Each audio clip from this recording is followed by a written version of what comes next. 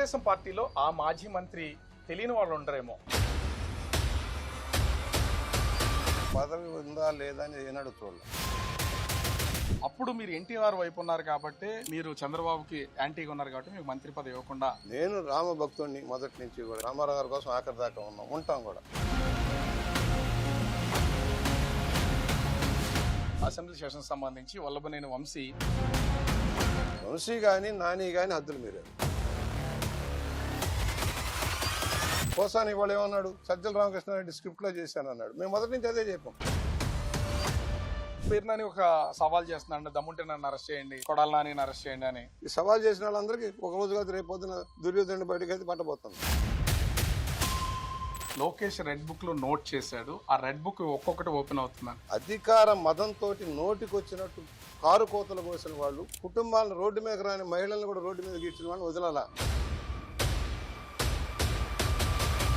TDP కాబోయే CM అంటూ అటు ఎన్టీఆర్ మీద కూడా చాలా నినాదాలు చేస్తున్నారు. 11 మందికి సరిపెట్టినా కూడా ఇంకా సీఎం అన్నట్టే ఉంటుంది. ఇప్పటితోనే అరెస్టులు ఆగిపోతే ఇంకా కొనసాగే అవకాశం ఉందా? తెలుగుదేశం పార్టీలో ఆ మాజీ మంత్రి తెలియని వాళ్ళు ఉండరేమో. టీడీపీ స్థాపించిన రోజు నుంచి నేటి వరకు కూడా ఎమ్మెల్యేగా కొనసాగుతూ పార్టీకి ప్రజలకు సేవ చేస్తూనే ఉన్నారు. వయసుకు 78 ఏళ్ల నుంచి 80 ఏళ్లున్నాయి. కానీ అది మైక్ పడితే మాత్రం 18 ఏళ్ల యువకుల్లాగా మాటలు తోటాలు పేరుస్తారు. ఆయనే రాజమండ్రి రూరల్ ఎమ్మెల్యే, మాజీ మంత్రి గోరంట్ల బుచ్చయ్య చౌదరి గారు.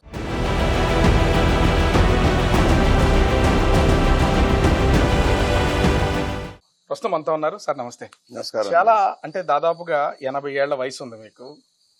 43 సంవత్సరాల రాజకీయ ప్రయాణం ఉంది. టోటల్గా సింపుల్గా చెప్పాలంటే మీ రాజకీయ ప్రయాణం గురించి ఏం చెప్తారు? యువకుడిగా వచ్చాము, వృద్ధాప్యంలోకి వస్తూ ఉన్నాం. కానీ వృద్ధాప్యం శరీరానికి వస్తున్నాం కానీ మనసుకు రాలే. ఇంకా నవయువకుడిలాగానే పనిచేస్తూ ఉన్నాం. అవగాహన ఉంది ప్రపంచం మీద, భారతదేశం మీద, మన స్థానిక సమస్యల మీద, రాష్ట్రం మీద పూర్తి అవగాహన ఉంది.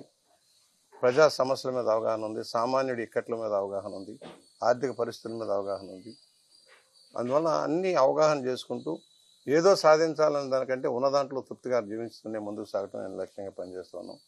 ఆ లక్ష్యంలో ఇప్పటిదాకా సక్సెస్ఫుల్. 7 సార్లు ఎమ్మెల్యేగా ఎన్నికయ్యాం. 10 సార్లు పోటీ చేసాం, 7 సార్లు ఎమ్మెల్యేగా ఎన్నికయ్యాం. పార్టీలో కూడా అనేక సంక్షేమ కార్యక్రమాలను అమలు చేయించే దాంట్లో ముందుండి పనిచేసాం. ఇవాళ పోలిట్ బ్యూరో మెంబర్గా ఉన్న నాదైన బాణీలో సూచనలు చేస్తాం. కన్స్ట్రక్టివ్ క్రిటిసిజం, నిర్మాణాత్మక విమర్శ ఉంటుంది. ఎన్టీఆర్ పార్టీ స్థాపించినప్పుడు మిమ్మల్ని ఆహ్వానించారా ఈ ప్రాంతానికి సంబంధించి, లేకపోతే మీరు ఎవరిదాన్ని జాయిన్ అయ్యారా? 82లో పార్టీ ప్రారంభిస్తారని ముందుగా అనౌన్స్ చేసిన వాడు మా తమ్ముడు రాజేంద్ర ప్రసాద్. ఆయన ఎన్టీఆర్ ఫ్యాన్స్ అధ్యక్షుడిగా ఊటీలో ఉన్నప్పుడు రామారావు గారిని కలిసి వచ్చిన తర్వాత, రామారావు గారు పార్టీ పెట్టబోతున్నారు, మనందరం పనిచేయాలని ఇక్కడ ఒక థియేటర్లో, చంద్రికా థియేటర్లో మీటింగ్ పెట్టి జిల్లా వ్యాప్తంగా ఫస్ట్ అనౌన్స్ చేశారు సంచలనంగా. ముందు 2 నెలలు ఆయనే ఉన్నాడు. తర్వాత నన్ను పిలిపించారు రామారావు గారు. నేను కొంచెం కమ్యూనిస్ట్ భావజాలతో యాక్టివ్గా ఉండేవాడిని. ఆ జిల్లా నాయకులంతా కలిపి వాళ్ళని ప్రసాద్ గారి కంటే వాళ్ళ బ్రదర్ అయితే బాగుంటుందనే భావన పిలిపిస్తే, నువ్వు వస్తే బాగుంటుందని అందరూ అంటున్నారని నన్ను ఫస్ట్ 2 జిల్లాల కన్వీనర్గా పెట్టారు. ఉభయ గోదావరి జిల్లాల తెలుగుదేశం పార్టీ కన్వీనర్గా, ఆ రోజు కన్వీనర్ పోస్ట్ అనమాట, ప్రెసిడెంట్ లాంటిది. తెలుగుదేశం అంటే తెలియని రోజుల్లో జనంలోకి వెళ్ళి ఊరున మీటింగ్లు పెట్టుకుంటూ నాయకుల్ని ఐడెంటిఫై చేసుకుంటూ ముందుకెళ్ళాం.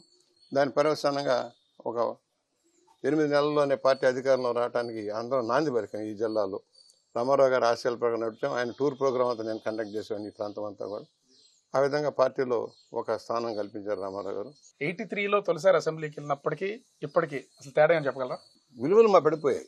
దేశవ్యాప్తంగా రాజకీయాల్లో విలువలు పడిపోతూ ఉన్నాయి. డబ్బు ప్రభావం పెరిగిపోయింది. రాజకీయాల్లో డబ్బు ప్రభావం పెరిగింది. దాని ప్రభావం చూస్తూ ఉన్నాం. డబ్బు లేనిదే ఓట్లు లేవనేది, పదవులు కావాలంటే డబ్బు ఉండాలని, ఎమ్మెల్యే సీట్లు, ఎంపీ సీట్లు కావాలంటే డబ్బు కావాలనే ధోరణి రావడం చాలా బాధాకరం. ఎందుకంటే ఒకప్పుడు డబ్బు ప్రభావం లేదు. మేము 82లో పోటీ చేసినా డబ్బు ప్రభావం లేదు. ఏదో ప్రచారానికి ఖర్చు పెట్టేవాళ్ళం. ఇవాళ డబ్బు తండి అనే పరిస్థితి వస్తూ ఉంది. అంటే ప్రజలు కూడా అవినీతి పరులుగా మారి నాయకులను అవినీతి పరులుగా మార్చే పరిస్థితి రావడం బాధాకరం. ఇవాళ దాన్ని మేము తట్టుకోవని ముందుకు రావడం కొంచెం ఇబ్బందిగానే ఉంది. అంటే బుచ్చయ్య చౌదరి గారి రాజకీయ జీవితానికి ఒక విధంగా చూస్తే, అంటే తన ప్రయాణం మొత్తం అంతా కూడా ఎక్కడ చూసినా అటు అధికార పార్టీలో ఉన్న, ప్రతిపక్షంలో ఉన్నా కూడా సొంత పార్టీని అయినా సరే విమర్శించే స్థాయికి ఉన్నారు. ఎందుకంటే కమ్యూనిస్ట్ భావజాలం ఉండడం వల్ల, లేకపోతే దేన్నైనా సరే సహించకుండా ముక్కుసూటిగా చెప్పాలన్న ఆలోచన వల్ల. నేను ఒకటి పార్టీకి కమిటెడ్గా ఉన్న కార్యకర్తగా న్యాయం జరగాలి. ఎలా ఉంటుందంటే మీరంతా కష్టపడి డయాస్ ఏర్పాటు చేసి మైకులు పెట్టి మీటింగ్లు పెట్టిన తర్వాత మీరు వెళ్ళి స్నానం చేసి వచ్చే లోపల ఏమి చేయని వాడు వచ్చి నాయకుడికి ఏం చెబుతాడు, నేనే చేశాను ఇదంతా అని చెబితే నాయకుడు ఏమనుకుంటాడు, ఈడు చేశాడు అనుకుంటాడు. అసలు కష్టపడ్డవాడు గుర్తింపు లేకుండా పోతారు. అది దాన్ని నేను వ్యతిరేకం. అసలు మీరు దాదాపుగా 7 సార్లు ఎమ్మెల్యే, పొలిట్ బ్యూరో చేశారు, మంత్రిగా కూడా పనిచేశారు. ఎక్కడా కూడా గోరెంట్ల బుచ్చయ్య చౌదరి మాజీ మంత్రి అనే దాన్ని పడకుండా ఎమ్మెల్యే, సీనియర్ టీడీపీ నాయకుడు, పొలిట్ బ్యూరో సభ్యుడు, ఇదే ఎందుకు అంటే మాజీ మంత్రి అనే దాన్ని ఎక్కడ వాడరు ఎందుకు? అసలు నేను పదవి ఉందా లేదా అని ఏనాడు చూడలే. పార్టీ పదవి ఉన్నా లేకపోయినా నేను పొలిట్ బ్యూరో రావడానికి అనేక సంవత్సరాలు పట్టింది. పార్టీ ఫౌండర్లో ఒకరిగా ఉన్న వాళ్ళం పొలిట్ బ్యూరో రావడానికి ఎన్ని సంవత్సరాలు పెట్టింది? ఈ మధ్య కాలమే కదా. అందువల్ల పదవి ఉందా లేదా కాదు, నాకు అప్పచెప్పిన బాధ్యతని పార్టీ తరఫున ఉత్తరాంధ్ర దగ్గర నుంచి రాయలసీమ దగ్గర ఏ పని అప్పచెప్పినా చేసుకెళ్ళాను. అందరితో అనుసంధానం, కులాలకి మతాలకు అతీతంగా, ప్రాంతాలకు అతీతంగా, అటు రాయలసీమలోను ఇటు తెలంగాణలోను ఆంధ్ర ఉత్తరాంధ్ర అందరితో సత్సంబంధాలు ఉంటాయి. నాకు వాళ్ళలో వైరుధ్యాలు ఉండొచ్చు కానీ నా దగ్గర వచ్చి అందరూ ఏకంగానే ఉంటారు స్నేహితులుగా. అంటే దీన్ని అంగీకరించకపోయినా చంద్రబాబుతో సమకాలికుడు అనేది బుచ్చయ్య చౌదరి గారికి ఉన్నటువంటి ఒక పేరు. ఇద్దరు కలిసి ఇంచుమించుగా రాజకీయాల్లో ఒకే సమయంలో వచ్చినటువంటి వాళ్ళు, ప్రయాణం కూడా కొనసాగుతున్నటువంటి. ఎందుకు ఇన్నిసార్లు అంటే 7 నెలల మంత్రి పదవి కాకుండా ఇన్నిసార్లు పోటీ చేసినా మీరు అసలు మళ్ళీ మంత్రి పదవి అనే ఛాన్స్ రాకుండా పోయింది? అసలు కారణాలు అవి వాళ్ళ ఇష్టం, పార్టీ అధినాయకుడు ఇష్టం, ఇవ్వకపోవటం అనేది వాళ్ళ ఇష్టం. గెలవటం రావటం మా కష్టాన్ని బట్టి, ప్రజల్లో ఉన్న పలుకుబడిని బట్టి గెలుస్తాం. ఇవాళ ఎందుకంటే నాకంటే సీనియర్, ఏ మాట ఆయన రాజకీయాల్లో నాకంటే సీనియర్. పార్టీ పరంగా అయితే కమ్యూనిస్ట్ ఉద్యమం నుంచి మేము సీనియర్లు కావచ్చు, కానీ ఎమ్మెల్యేగా నాకంటే సీనియర్ చంద్రబాబు నాయుడు గారు.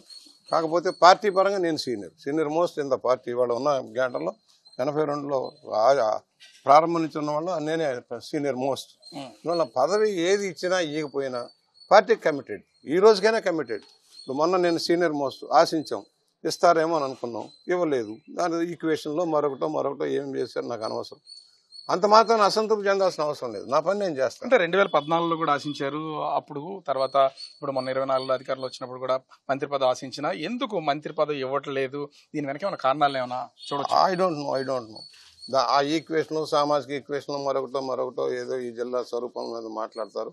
నేను రామభక్తుడిని మొదటి నుంచి కూడా, ఎన్టీ రామారావు భక్తుడిని. రామారావు గారి కోసం ఆఖరి దాకా ఉంటాం కూడా. అంటే ఇక్కడ ఒక విమర్శ కూడా ఉంది, 96లో అటు ఎన్టీఆర్ చనిపోయే వరకు కూడా మీరు తోడుగానే ఉన్నారు. అప్పుడు మీరు ఎన్టీఆర్ వైపు ఉన్నారు కాబట్టి తర్వాత జరిగినటువంటి రాజకీయ పరిణామాల్లో మీరు చంద్రబాబుకి యాంటీగా ఉన్నారు కాబట్టి మీకు మంత్రి పదవి ఇవ్వకుండా ఆపుతూ వస్తున్నారు అనేది ఒక విమర్శ. ఇక అవన్నీ నాకు అనవసరం. రామారావు గారు చచ్చిపోయేదాకా తర్వాత కూడా కొన్నాళ్ళ పాటు అంటిపెట్టుకుని ఉన్నాం. తర్వాత చంద్రబాబు గారి పిలుపు మేరకు మళ్ళీ వచ్చాం. ఆ రోజు నాకు తెలుగుదేశం టికెట్లో సైకిల్ గుర్తు మీద ఎమ్మెల్యేగా ఉన్నాను. రామారావు గారు చచ్చిపోయినప్పుడు ఆయనతోటి పాటు ఉండి పోరాటం చేసాం ఆయన కోసం. ఆయన మరణించిన ఎవరి కోసం నేను పోరాటం చేయాలి? ఆ సందర్భంలో చంద్రబాబు గారి పిలుపు మేరకు మళ్ళీ వచ్చి పార్టీలో మళ్ళీ కలిసి బీఫారాలు ఇస్తున్నారు, గెలుస్తున్నారు, వెళ్తున్నారు. సార్, ఎవ్వరికి అసలు ఇప్పటి వరకు ఒక క్లారిటీ లేదు. ఎందుకంటే అసెంబ్లీ సెషన్ సంబంధించి వల్లభనేని వంశీ అంటే ఇప్పుడు అవి రికార్డ్స్ లో కూడా లేవని చెప్తున్నారు. అసలు ఆ రోజు భువనేశ్వరరావు గారి మీద మాట్లాడిన సమయంలో అసలు ఏం మాట్లాడారు ఏంటి? మీరు కూడా ఉన్నారు ఆ టైం? దుర్మార్గుడు.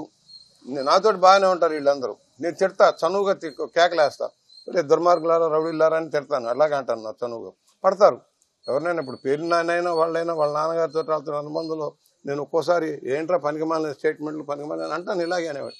అయినా గౌరవించేవాడు. పెద్ద ఆయన సిన్సియర్ కమిటెడ్ లీడర్ అని నన్ను ఏమీ లేదు, నువ్వెవడరా నాతో అంటాను, నన్ను అంటాను కంటే అది అంతతో అయిపోదు. వంశీ కానీ నాని కానీ హద్దులు మీరారు. అలాగే పేరు నాని వాళ్ళు అంటాడు కూడా కులాల వారిగా. జగన్మోహన్ రెడ్డి కపట నాటకంలో కులాలను రెచ్చగొట్టాడు. కమ్మ వాళ్ళ మీద కమ్మ వాళ్ళని, కాపుల మీద కాపుల్ని, పవన్ కళ్యాణ్ మీదకి కాపుల్ని అలా రెచ్చగొట్టుకుంటూ ఆయన విమర్శలు చేయించుకునేవాడు. మా పోటీ వాళ్ళం కన్స్ట్రక్టివ్గానే మాట్లాడేవాళ్ళం. ఏదన్నా సోషల్ మీడియాలో పోస్ట్ పెడితే ఎవరికి దొరకని విధంగా అంటే తప్పు చేసి కాదు, ఘాటుగా ఉంటుంది విమర్శ. ఎందుకు అసలు అసెంబ్లీలో భువనేశ్వర గారికి సంబంధించిన టాపిక్ ఎందుకు తీసుకురావాల్సి వస్తుంది అంటారు? అసలు ఆ రోజు వంశీ ఆ రోజున అతను పార్టీ మారదలిశాడు. అక్కడ అరాచకం జరిగింది, భూ కుంభకోణాలు జరిగినాయి, ఇళ్ల పట్టాల కుంభకోణాలు జరిగినాయి, మట్టి కుంభకోణాలు జరిగినాయి. అవన్నీ కొంచెం చెడ్డగా వస్తుంది. ఆ సందర్భంలో స్థానిక కార్యకర్తలు వ్యతిరేకించారని చెప్పేసి, లోకల్ కార్యకర్తలు ఏదో అన్నారని చెప్పి, ఉమా గారికి ఆయనకి ఏదో తగాదామని చెప్పేసి చంద్రబాబు గారి భార్య గురించి చెడ్డగా మాట్లాడడం తప్పు కదా. ఈరోజు అనుభవిస్తున్నాడు. ఇవాళ పోసాని కృష్ణమురళి కావచ్చు, పెన్ని నాని కావచ్చు, జోగి రమేష్ కావచ్చు, రేపు పొద్దున అంబటి రాంబాబు అందరూ తప్పు చేస్తేనే తప్పించుకోలేరు. పోసాని వాళ్ళు ఏమన్నాడు, సజ్జల రామకృష్ణారెడ్డి స్క్రిప్ట్లో చేశానన్నాడు. మేము మొదటి నుంచి అదే చెప్పాం. అసలు కారకుడు జగన్మోహన్ రెడ్డి, సజ్జల రామకృష్ణారెడ్డి వీళ్ళందరితోటి బూతులు మాట్లాడిస్తున్నారు అన్నాం. అది ఇవాళ రుజువు అవుతుంది. కానీ ఇప్పటితోనే అరెస్టులు ఆగిపోతాయి, ఇంకా కొనసాగే అవకాశం ఉందా? అసలు ఏమంటారు మీరు దీని గురించి? ఆ ప్రభుత్వం తప్పులు చేసిన వాళ్ళని మందలించకపోగా వెంటేసుకొచ్చింది. తప్పు చేయని చంద్రబాబు గారిని 53 రోజులు జైల్లో పెట్టారు. ఏమీ లేని, అసలు లేని కేసులు సృష్టించి జైల్లో పెట్టారు. వాళ్ళు మేము అడుగుతా ఉన్నాం, మీరు బూతులు తిట్టేసి ఆఖరికి పవన్ కళ్యాణ్ గారి భార్య గురించి, పిల్లల గురించి, సంతానం గురించి చెడ్డగా మాట్లాడమని ఎలా క్షమించాలి? ఎందుకు క్షమించాలి? అందువల్ల శిక్ష తప్పదు.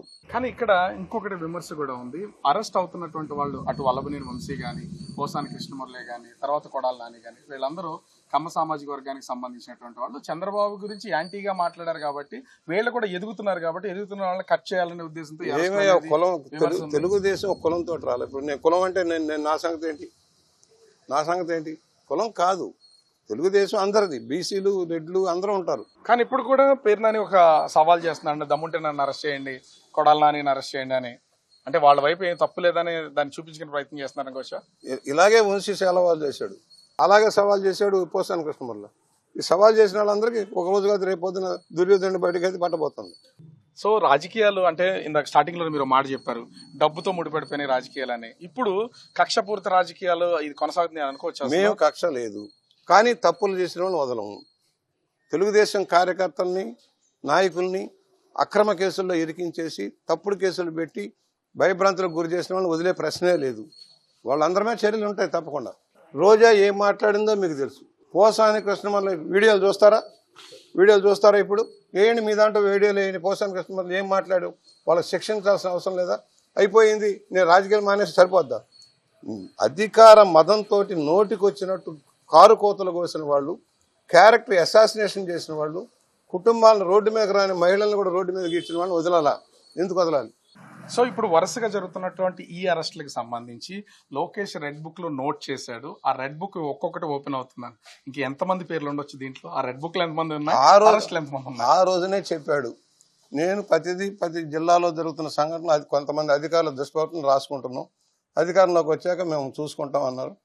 రెడ్ బుక్ కాదు, రెడ్ బుక్ భిన్నంగా వస్తుంది. వాడు మర్చిపోకండి, రెడ్ బుక్ అవసరం లే. ప్రజలకు తెలుసు కదా ఎవరు ఏం మాట్లాడారు, ఎవరు ఏం చేశారు, ఏ జిల్లాలో ఎలా జరిగింది. మా జిల్లాలో ఒక కలెక్టర్ గారు ఆమె స్వయంగా 5,000 కూడా తీసుకొని భూములు బదలాయింపు చేస్తుంది. వాళ్ళు వదలాలా వీళ్ళందరినీ?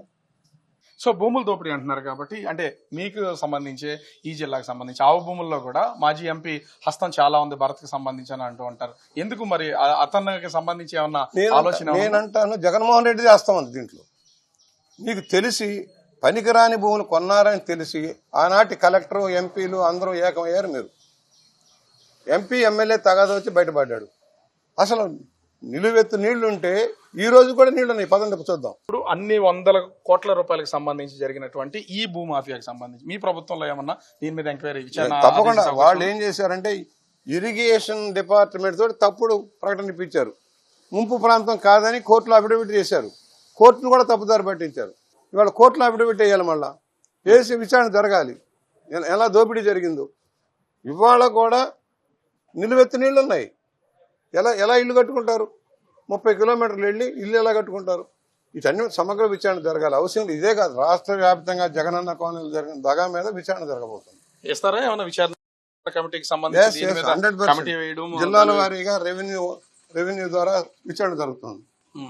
అంటే ఇక్కడ ముఖ్యంగా చూస్తే ఇంకొకటి, ప్రభుత్వం వచ్చి దాదాపుగా 9 నెలలు అయిపోతుంది. ఇప్పటి వరకు ఏ హామీని నెరవేర్స్తారో లేదో తెలియదు అనే ఆ విమర్శలు తీవ్రంగా జరుగుతున్నాయి. ఏం చెప్తారు? ఒకసారి కూర్చుంటే మీకు చెప్తాను విషయాలు. ఏ హామీ నెరవేర్చలేదు. 6 పాయింట్ ఫార్ములా, 6 సూత్రాల విధానం. ఫస్ట్ ల్యాండ్ గ్రాబింగ్ చట్టం రద్దు చేస్తాం, చేసామా లేదా? ప్రజలకు రక్షణ కలిగింది నెంబర్ 1.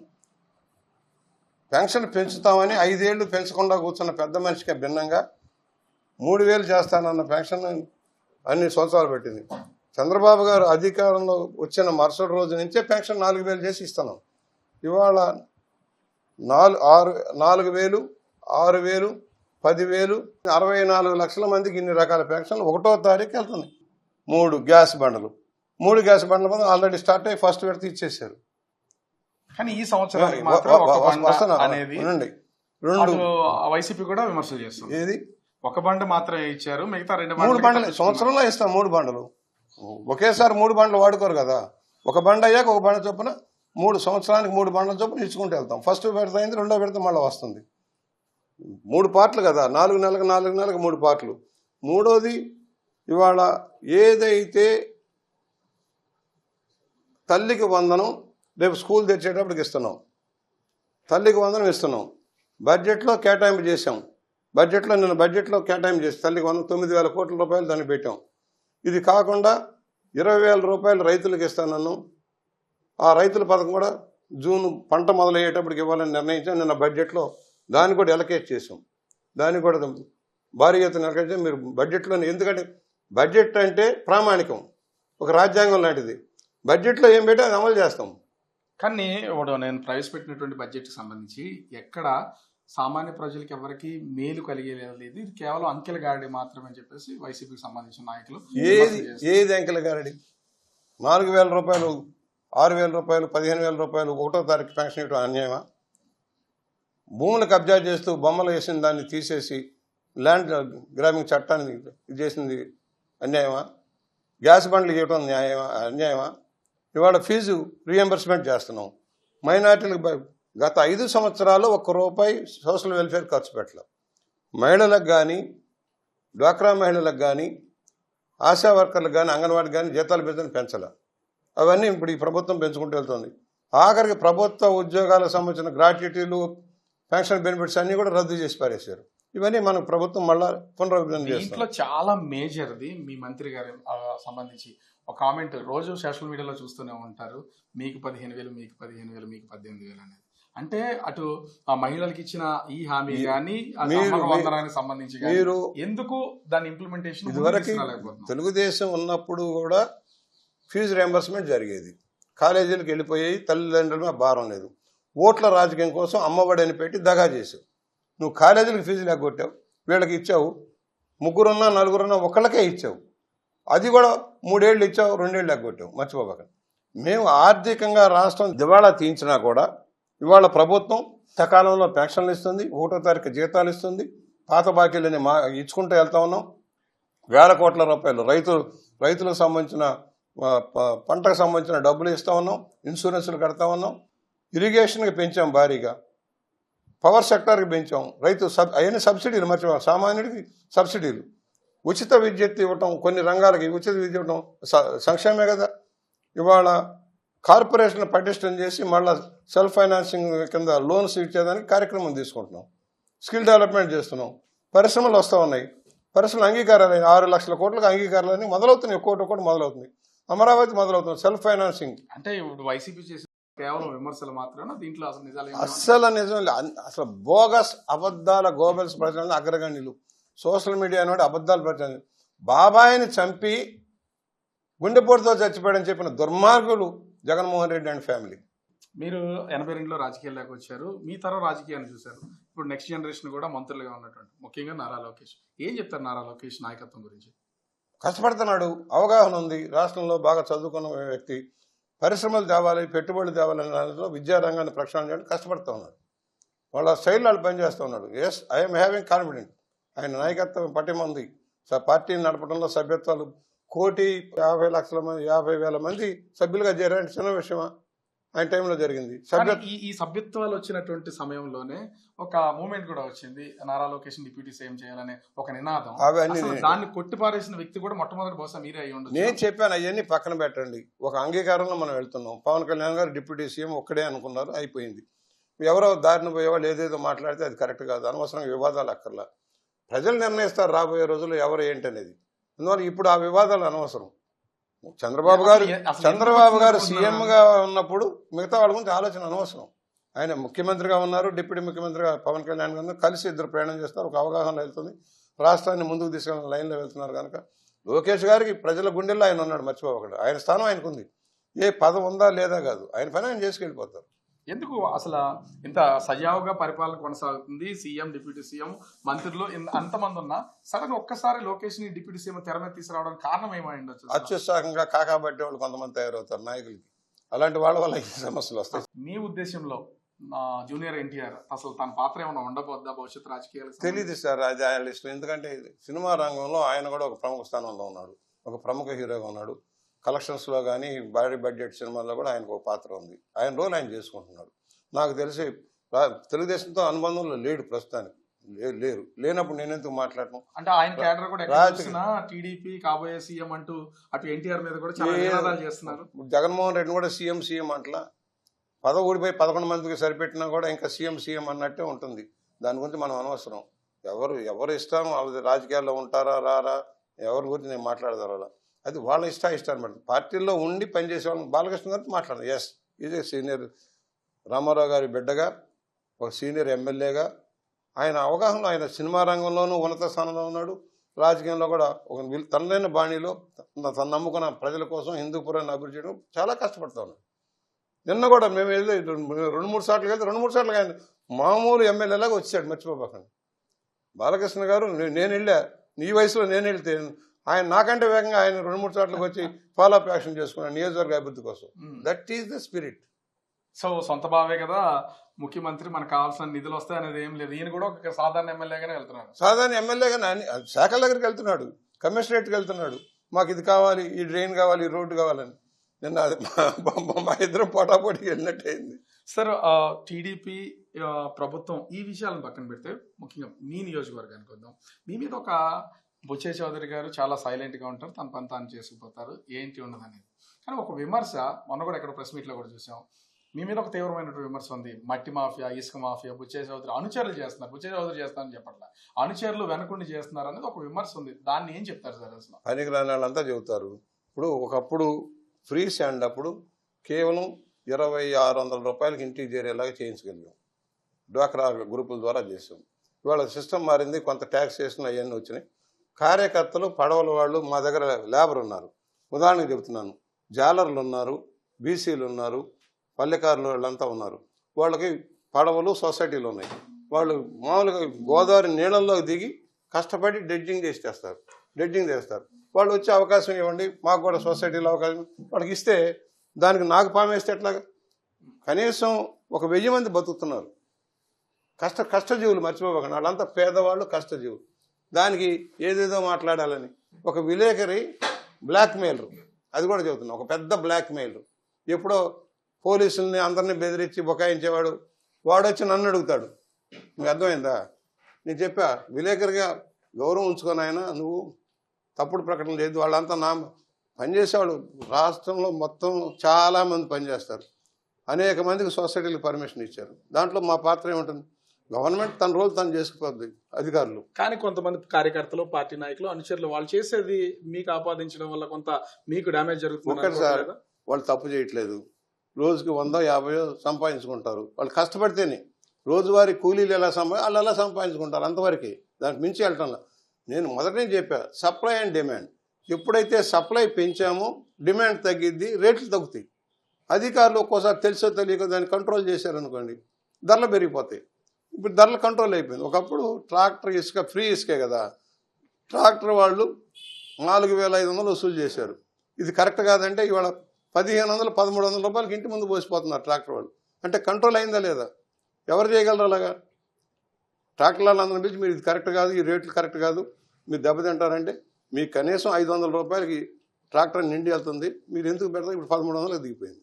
సార్, ఈ నియోజకవర్గానికి సంబంధించి అంటే రాజమండ్రి రోడ్లో, రాజమండ్రి సిటీ, ఈ రెండింటికి సంబంధించి కూడా ఒక క్వశ్చన్. ఆదిరెడ్డి ఫ్యామిలీకి, బుచ్చే చౌదరి గారి ఫ్యామిలీకి ఎప్పటి నుంచో రాజకీయ వైరం కూడా ఉంది. ఏమి అసలు ఈ ఎన్నికలకు సంబంధించి చాలా అంటే చాలా కలిసిపోయారు. అసలు ఏ మంత్రాంగం పనిచేసింది? ఎవరి పనాలు చేసుకుంటాం. నేను నా నియోజకవర్గానికి పరిమితమై పనిచేస్తున్నా. నేను మొన్న ఎలక్షన్లు అయిన తర్వాత కేవలం నా రూరల్ నియోజకవర్గానికి పరిమితమై, దేంట్లో ఏలు పెట్టట్లా. చాలామంది ఫోన్ చేస్తారు, అనేక జిల్లాల నుంచి, అనేక ప్రాంతాల నుంచి ఫోన్ చేస్తారు మంచి చెడు కావాలని చెప్పి. నేను ఎవరి దాంట్లో ఏలు పెట్టను. గ్రూపులు లేవు నాకు, అందరూ సమానమే. గ్రూపు రాజకీయాలు చేయను. ఆదిరెడ్డి ఫ్యామిలీ ఇదివరకు నా దగ్గర పెరిగిన వాళ్ళు, వీళ్ళంతా భరత్ దగ్గర నుంచి అందరూ నా దగ్గర పెరిగిన వాళ్ళు. శిష్య బృందమే, అప్పారావు దగ్గర నుంచి అందరూ. ఇవాళ రకరకాల కబుర్లు చెబుతారు. అది అవకాశాలు అందిపుచ్చుకుంటారు, వచ్చిన అవకాశాలు ఉంటాయి, దానికి రకరకాల చెప్పాలి. అందరూ నా దగ్గర పెరిగిన వాళ్ళే కదా, నా చుట్టూ తిరిగిన వాళ్ళే కదా, నా కారులో వెనకమాల కూర్చున్న వాళ్ళే కదా వీళ్ళందరూ. కాకపోతే ఏంటంటే కొన్ని వైరుధ్యాలు ఉంటాయి. వాళ్ళ ఆశయాలు వేరే ఉంటాయి. అసలు ఆ వైరుధ్యాలు ఇవాళ కలుపుగోలకి ఎలాగైపోయింది అసలు ఎవరికి అర్థం ఎవరి కానటువంటి పని వాళ్ళే విషయం. చేస్తాం. అంతే. ఎవరి పని వాళ్ళు. నా పని నేనున్నాను. నా దగ్గర 8,500 ఓటింగ్ ఉంది. ఓటింగ్ చేయించడమే లక్ష్యంగా మా కార్యకర్తలు సమాయత్తం చేస్తాం. నేను ఒకటే చెబుతున్నా, కార్యకర్తలు కూడా నేను ఇందాక అడిగారు, చేయకపోతే ఏమంటారు? కార్యకర్తకి ఆ పడవలో ఏదో బతుకుతామంటే ఇవ్వకపోతే ఏమంటారు? మాకు న్యాయం చేయలేదు అంటారు. ఇప్పుడు వర్కులు చేస్తారు, అందరిలాగానే వాళ్ళు కూడా కొన్ని పనులు చేస్తారు. ఇప్పుడు రోడ్లో క్వాలిటీ ఆఫ్ వర్క్ చేసుకోండి, తప్పే ఉంది. ఒక కార్యకర్త ఒక వర్క్ చేసుకుంటే తప్పే ఉంది. సో నేను బుచ్చే చౌదరి గారి వయసు పదే పదే చెప్తున్నాను కాదు, కానీ దాదాపుగా 80 సంవత్సరాల వయసు ఉంది, 43 సంవత్సరాల రాజకీయ జీవితం ఉంది.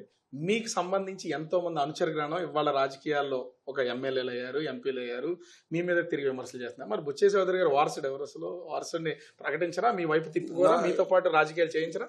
నేను ఒక అందుకు అదృష్టవంతుడిని. నా మీద విమర్శలు దాదాపుగా ఉండవు. ఏదైనా నేను విమర్శించినా కన్స్ట్రక్టివ్ ఉంటుంది, కానీ నా మీద తిప్పి కొట్టేవాళ్ళు చాలా తక్కువ ఉంటారు. తప్పుడు ప్రచారం చేసేవాళ్ళు, జలసీగా ఉండేవాళ్ళు ఎక్కడన్నా ఉండొచ్చేమో, కానీ నాకు పెద్దగా విరోధులు లేరు రాజకీయ. అందుకని నాకు గన్మెన్ కూడా అక్కర్లా, నాకు సెక్యూరిటీ అక్కర్లా.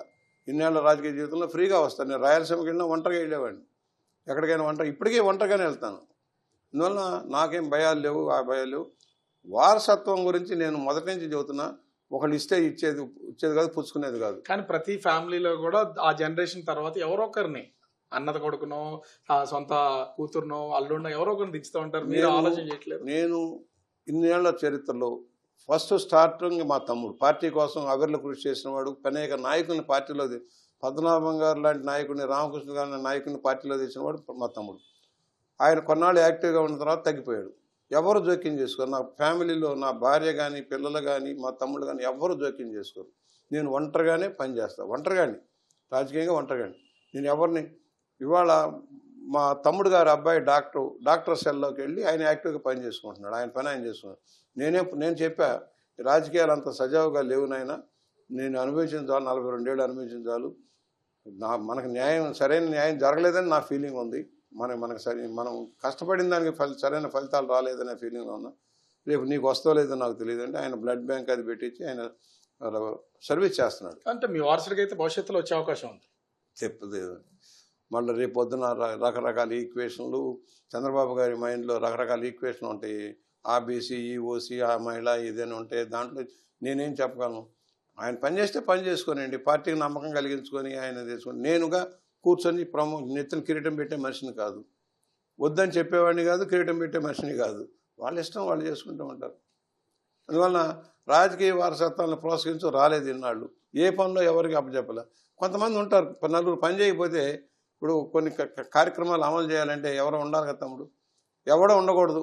నువ్వే ఉండంటే నా వల్ల ఏడవుతుంది. ఒక మనిషిని కాదు కదా, కొన్ని స్కీములు ఇంప్లిమెంట్ చేయాలి. నలుగురు 4 చోట్ల పెట్టి మీరు వెళ్ళండి. ఇప్పుడు సభ్యత్వాల విషయంలో కానీ, పార్టీ నిర్మాణం విషయంలో కానీ, అభివృద్ధి కార్యక్రమాల్లో కొన్ని చోట్ల యాక్టివ్ అవుతారు. ఫైనల్గా మీ నియోజకవర్గ అభివృద్ధి గురించి ఏం చెప్తారు? నా అభివృద్ధిలో సమస్యలు ఉన్నాయి. మెయిన్ డ్రైనేజ్ వ్యవస్థ భయంకరంగా ఉంది. రాజమండ్రి పెరిఫెరీ నుంచి వచ్చే మురుగంతా నా నియోజకవర్గం నుంచి గోదావరిలో కలుస్తుంది. కాలుష్యం చాలా భారీ ప్రాజెక్ట్ ఒకటి ప్లాన్ చేసాం, అది రావాల్సిన అవసరం ఉంది. రేపు పుష్కరాలకు చేస్తారని ఆశిస్తూ ఉన్నాను. ఎందుకంటే గోదావరి కాలుష్యం అవుతుంది. ఈ మొత్తం రాజమండ్రి ఎంటైర్ ఏరియా నుంచి వచ్చే మురుగంతా రాజమండ్రి ఆవాచారం ద్వారా ధవళేశ్వరం దగ్గర కలుస్తుంది. దీన్ని తప్పించాలి, ప్రధానమైంది.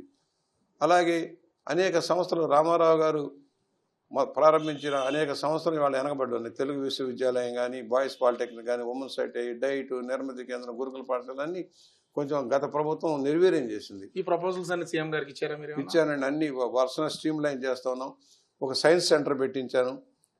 భూములు నా దగ్గర ఏంటంటే ల్యాండ్ బ్యాంక్ని జాగ్రత్త చేసి మన కలెక్టర్ గారిని తిప్పాను ఒక రోజల్లా.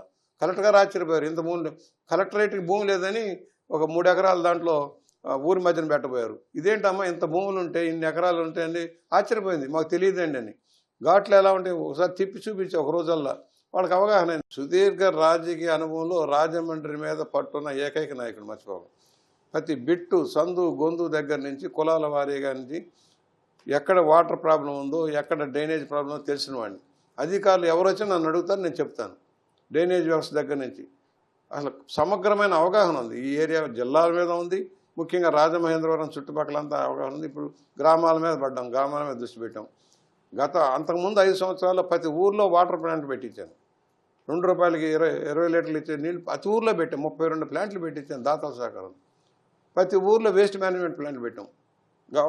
గత గవర్నమెంట్ దాన్ని పక్కన పడేసింది. మళ్ళీ అవన్నీ రివైజ్ చేస్తున్నాం. విద్య వైద్యానికి ప్రాముఖ్యత ఇస్తున్నాం. ఇవాళ 1 కోటి రూపాయలతో వెహికల్స్ సిఎస్ఆర్ గ్రాంట్లు రిక్వెస్ట్ చేసి తెచ్చిస్తున్నాం గ్రామాలకు. అందువలన అభివృద్ధి ధ్యేయంగా పనిచేసాం కాబట్టి ఇన్నిసార్లు గెలిపించారు.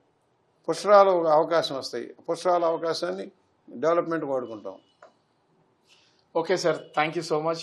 మొత్తానికి అటు రాజమండ్రి రాజకీయమే కాదు, ఆ పూర్తి స్థాయిలో అటు ఎన్టీఆర్ దగ్గర నుంచి చంద్రబాబు, ఇప్పుడున్నటువంటి యువ నాయకుడు లోకేష్ వరకు అందరితోనూ రాజకీయ ప్రయాణం కొనసాగిస్తూనే దాదాపుగా 43 సంవత్సరాల రాజకీయ జీవితాన్ని కంటిన్యూ చేసినటువంటి బుచ్చయ్య చౌదరి గారు భవిష్యత్తులో అర్హత ఉండి తాను చేయగలిగితే నా వారసుడిగా నా తమ్ముడు కొడుకు వచ్చే అవకాశం ఉంటుంది, తను చేసే పనిని బట్టి అని చెప్తున్నటువంటి పరిస్థితి అయితే ఉంది. ముఖ్యంగా చూస్తే ఎవరిని కూడా ఎట్టి పరిస్థితుల్లో గత ప్రభుత్వ హయాంలో టీడీపీ మీద పవన్ కళ్యాణ్, ఆ లోకేష్, చంద్రబాబుల మీద విమర్శలు చేసినటువంటి వాళ్ళని, అవినీతి చేసినటువంటి వాళ్ళని ఎవరిని వదిలే ప్రసక్తి లేదని గోరంట్ల బుచ్చయ్య చౌదరి చెప్తున్నటువంటి పరిస్థితి కనిపిస్తోంది. కెమెరామెన్ అజయ్తో రాజు, బిగ్ టీవీ, రాజమండ్రి.